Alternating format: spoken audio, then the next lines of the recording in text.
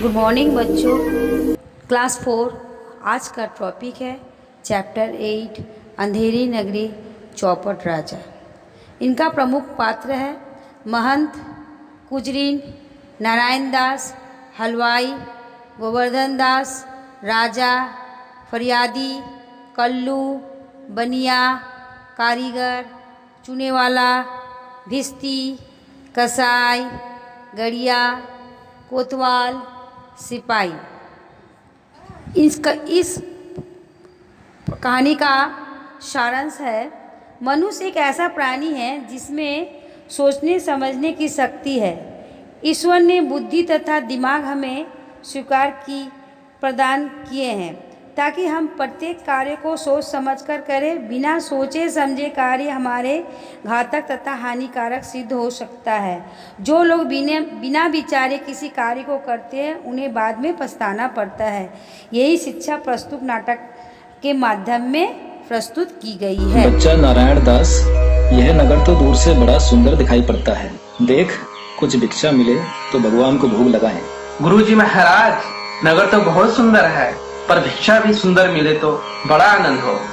बच्चा गोवर्धन दास, तुम पश्चिम की ओर जाओ और नारायण दास पूरब की ओर जाएगा। क्यों भाई सेठ, आटे का क्या भाव है? टके सेर। और चावल? टके सेर। और चीनी? टके सेर। क्यों भाजी क्या भाव है? बाबा जी टके सेर। सब भाजी टके से? वाह, बड़ा आनंद है। यहाँ सभी चीजें टके से। क्यों भाई, हलवाई मिठाई किस भाव है? टके से? वाह वाह, बड़ा आनंद है। सचमुच सब टके से? हाँ बाबा जी, सचमुच सब टके सेर। यहाँ सब चीजें टके सेर बिकती है। वाह वाह, अंधेर नगरी चौपट राजा, टके सेर भाजी टके सेर खाजा। तो बाबा, कुछ लेना हो तो ले लो। बच्चा, मांगकर 7 पैसे लाया हूँ, 3.5 सेर मिठाई दे दो। बच्चा गोवर्धन दास, क्या भिक्षा लाया? गठरी तो भारी मालूम पड़ती है। गुरुजी महाराज, 7 पैसे भिक्षा में मिले थे, उसी से 3.5 सेर मिठाई मोल ली है। बच्चा, यह कौन सी नगरी है? अंधेर नगरी चौपट राजा, टके सेर भाजी टके सेर खाजा। तो बच्चा, ऐसी नगरी में रहना सही बात नहीं है जहाँ टके सेर भाजी और टके सेर खाजा बिकता है। गुरुजी, ऐसा तो संसार भर में कोई देश नहीं है। 2 पैसे पास रहने से मजे से पेट भरता है। मैं तो इस नगरी को छोड़कर नहीं जाऊंगा। देख बच्चा, मेरी बात मान, नहीं तो पीछे पछताएगा। मैं तो इस नगर में अब एक क्षण भी नहीं रहूंगा।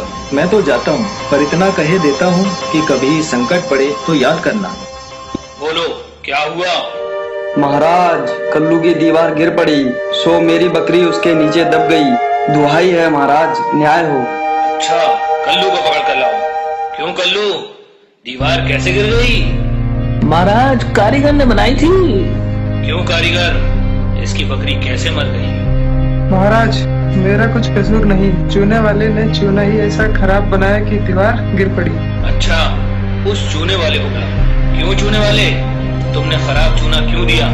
महाराज, मेरा कुछ दोष नहीं, मिष्टी ने चूने में ज्यादा पानी डाल दिया, इसलिए चूना कमजोर हो गया होगा। अच्छा, उस भिष्टी को लाओ। क्यों भिष्टी, इतना पानी क्यों डाल दिया कि इसकी दीवार गिर पड़ी और बकरी दब गई?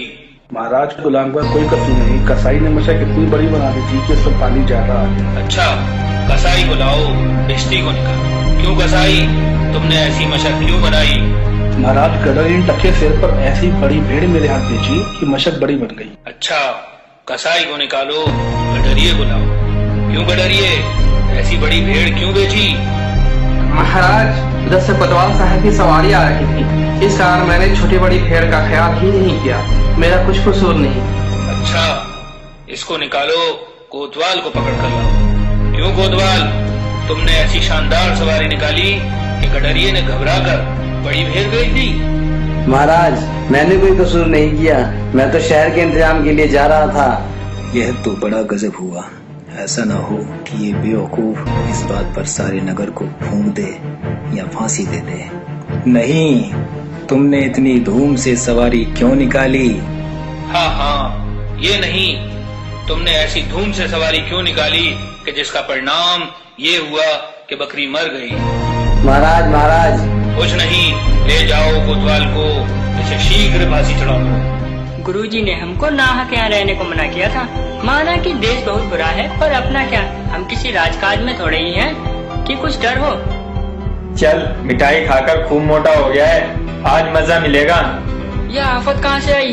अरे भाई, मैंने तुम्हारा क्या बिगाड़ा है जो मुझे पकड़ते हो? आप बड़े मोटे हैं इसलिए फांसी लगेगी। मोटा होने से फांसी? यह कहाँ का न्याय है? अरे साधुओं से हंसी नहीं की जाती। जब सूली पर चढ़ोगे तब मालूम होगा कि फांसी है या हंसी। सीधी तरह चलते हो कि घसीट कर लेके चले? बात क्या है कि एक साधु आदमी को नाहक फांसी पर चढ़ाना चाहते हो? बात यह है कि कल कोतवाल को फांसी का हुक्म हुआ था।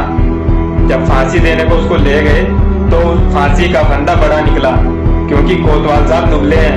हम लोगों ने महाराज से अर्ज किया, इस पर हुक्म हुआ कि एक मोटे आदमी को पकड़कर फांसी दे दो, क्योंकि बकरी के मरने के अपराध में किसी न किसी को सजा होना जरूरी है, नहीं तो सच्चा न्याय नहीं होगा। अरे बाप रे, मुझ बेकसूर को क्यों फांसी दे रहे हैं? अरे भाइयों, कुछ तो धर्म का ख्याल करो। अरे मुझे छोड़ दो।